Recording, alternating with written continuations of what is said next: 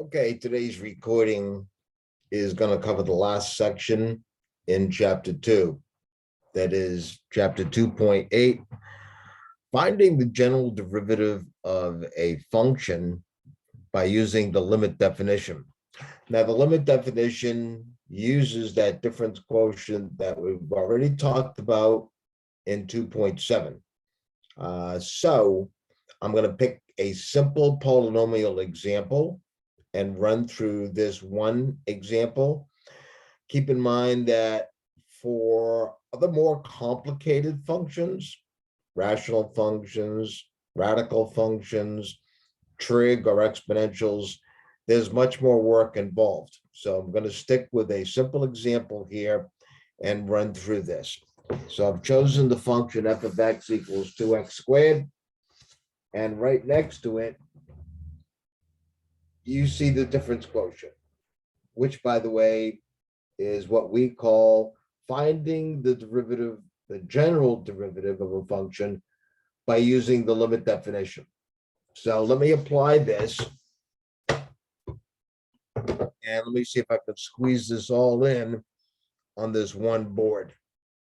I'm operating with a small handheld whiteboard here, so it's a little bit of a challenge here. All right, so bear with me here. So it's the limit as h approaches 0 of 2 times x plus h squared minus 2x squared, all divided by h. So this is the initial application of that limit definition using the difference quotient. So what I'm going to do now is I'm going to square that x plus h and simplify this as much as I possibly can. So again, bear with me as I run through this. Again, keep in mind, I'm not using a whiteboard here. Instead, I'm using a handheld board, which is a lot easier than trying to use the writing tablet. So I have the limit as h approaches 0 of 2 times x squared plus 2xh plus h squared minus 2x squared,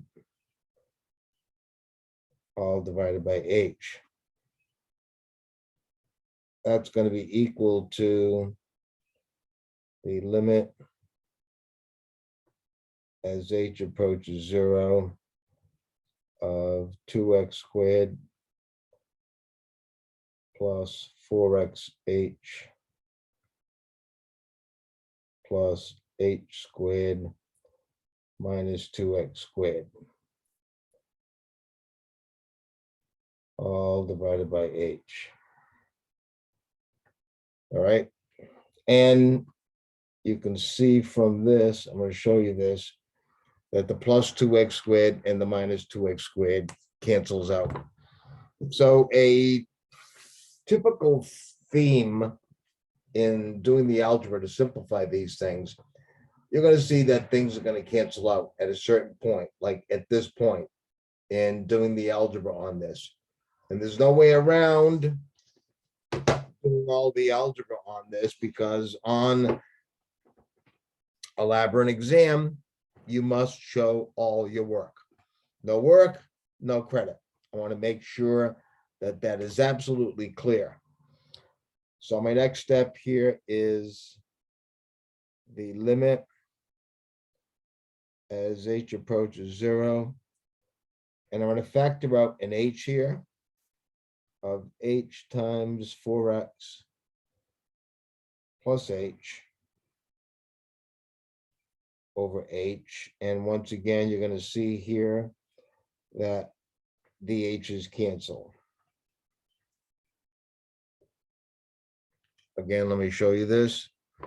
Again, I know this is tedious, holding this up to show this. It's not exactly the same as seeing all the work being done out, but you're seeing this done out step by step. So the h from the numerator and the denominator cancels out. Again, that is a typical theme in the algebra that you need to simplify this. That's going to leave us with the limit as h approaches 0.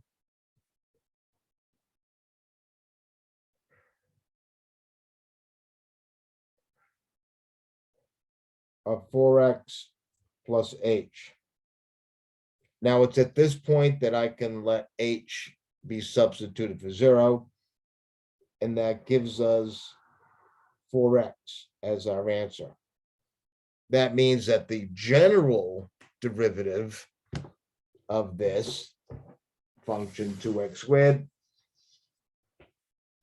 is equal to 4x. Now, many of you who might have already taken some calculus might have already known this.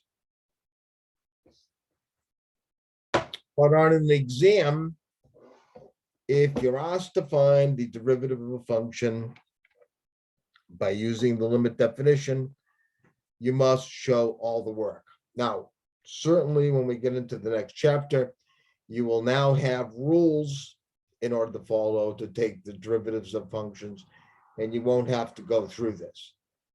But in this section, you must show this. No way around this.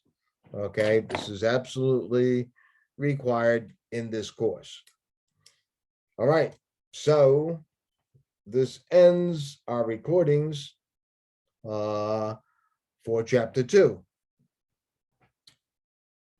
And by the way, a reminder, which I'll mention in the email, by the way, that these are required. You must watch these.